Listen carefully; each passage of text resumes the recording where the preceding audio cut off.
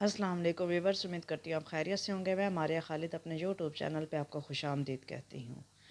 जैसा कि आप देख रहे हैं, मरी के हवाले से जो सानिया मरी पेश आया है, जिसमें 22 लोगों की जान चली गई है सिर्फ़ हुकूमत की गफलत की वजह से। वो हुकूमत जो रियासत मदीना के दावे करती थी, उसने 22 लोगों की जान ले ली है।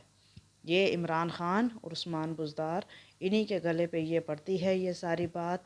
और जो होटलों की मैनेजमेंट है उन पे पड़ती है, जिन्होंने 22 लोगों की जान ले ली। वो किस तरह ले ली, और अब उस्मान बुज़दार साहब कितने झूठे दावे किए जा रहे हैं कि हम कमेटी बना रहे हैं, ये कर रहे हैं, वो कर रहे हैं, ये सारी तफसीलात मैं आपको बताऊंगी। और फ़ौज के बारे में बताऊंगी। पाक आर्मी ज़िंदाबाद, जिसने जान हथेली पे रख के किस तरह लोगों की खिदमत की और कितने लोगों को बचाया, वरना ये हज़ारों में तादाद जा सकती थी, लेकिन 22 लोगों से बढ़ने ना दिया और लोगों की जानें बचाईं और उनको महफूज मकामात पे पहुंचाया। वो सारी तफसीलात मैं बताऊंगी। अगर आपको मेरी वीडियो अच्छी लगती है तो प्लीज़ सब्सक्राइब कर लें। Thank you. ये जो सानिया पेश आया है, इनको सबसे पहले ये पता था कि यहाँ पे बर्फ़ का तूफ़ान आना है, और थोड़ी बहुत इतलाएँ दी जा रही थी, लेकिन जहाँ पे पानी आना होता है, सैलाब आना होता है, ये बता देते हैं सैलाब आने हैं, लेकिन इसकी रोकथाम नहीं की जाती। बंदे मरें, देहात तबाह हों, फसलें तबाह हों, हत्ता कि डैमों में पानी डाला जा सकता है। इसी तरह बर्फ़ का भी पता है, जो बर्फ़ानी इलाके हैं वहाँ पे बर्फ़ तेज़ी से आनी है, तो वहाँ पे हमें हैवी मशीनरी होनी चाहिए, लेकिन ना होने के बराबर मशीनरी होने की वजह से सब हुआ। ये कितने लोगों की जानें गई। एक ख़ानदान के 8 लोग चले गए, एक ख़ानदान के 6 लोग चले गए।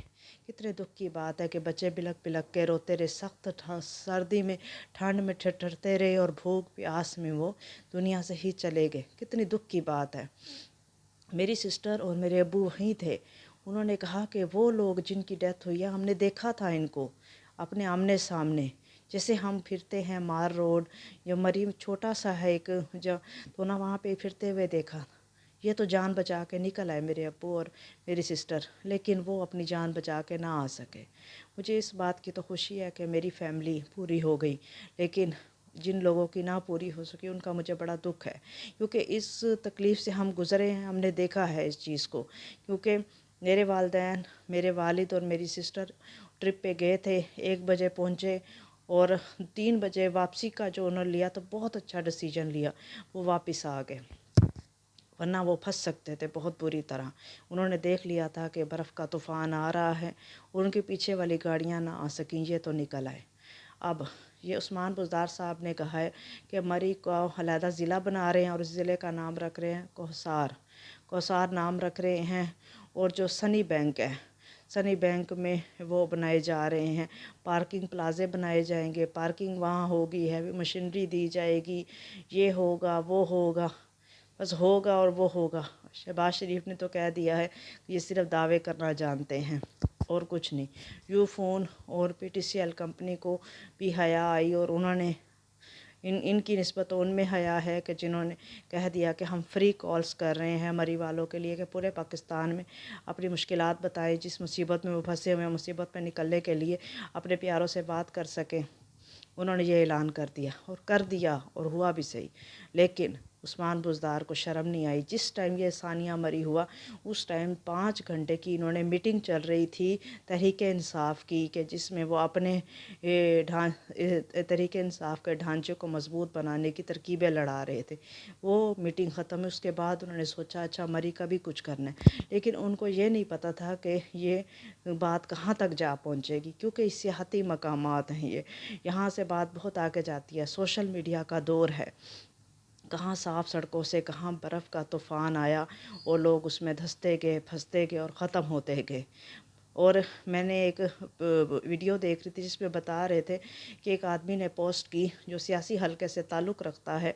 उसने कहा कि मैं पाक आर्मी को 5 सालों से ये कहता था वो कहता था, लेकिन जब मैं फंस गया, मेरा बेटा था, मेरी बहू थी, उसके 2 बच्चे थे, हमज़ा और दूसरे का नाम मेरे जहन में नहीं है, तो वो बच्चे जब थे तो हम फंस गए उधर। तो सख्त सर्दी थी, और हमारे प्राडों में से पेट्रोल भी लोगों ने चोरी कर लिया, और हम बैठे हैं उस परेशानी के आलम में। तो पाक आर्मी आई, उन्होंने हमें बोतल दी, پانی کی اور چائے دی، اور ساتھ مدرسوں میں، مسجدوں میں اور گیسٹ ہاؤسز میں لوگوں کو لے جانا شروع کیا، اور لکڑی کی پھٹیوں سے آگ لگائی اور تاکہ ہم سیک سکیں۔ ہمیں پتہ نہیں کہاں سے یہ خلائی مخلوق نے آ کے ہمیں کمبل دیے، سب کچھ پرووائڈ کیا۔ اس ٹائم مجھے یہ بہت فرشتے محسوس ہوئے۔ ایک 20 سال کا فوجی لڑکا تھا جو سب کو یہ چیزیں دے رہا تھا، اس پہ مجھے بڑا پیار آیا، اور یہ پاک عربی پہ میرا دل کیا کہ میں سلام پیش کروں۔ تو پاک آرمی نے آ کے لوگوں کی جان بچانا شروع کی۔ اور ہوٹلوں والوں کی ہٹ دھرمی بھی آپ کو بتاتی جاؤں۔ ایک خاندان جب ہوٹل میں پہنچا سخت سردی میں اور برف میں، تو اس نے کہا کہ ہمیں پناہ دیں۔ ان کے پاس اتنے پیسے نہیں تھے، کریڈٹ کارڈ تھا، کسی صورت بھی ہوٹل والے کریڈٹ کارڈ لینے کو راضی نہیں تھے۔ انہوں نے کہا 50,000 ایک رات کا ہے، تو ان کے پاس 50,000 نہیں تھا، تو انہوں نے اپنی بیوی کے سارے زیور اتار کے دیا اور ایک رات انہوں نے گزاری۔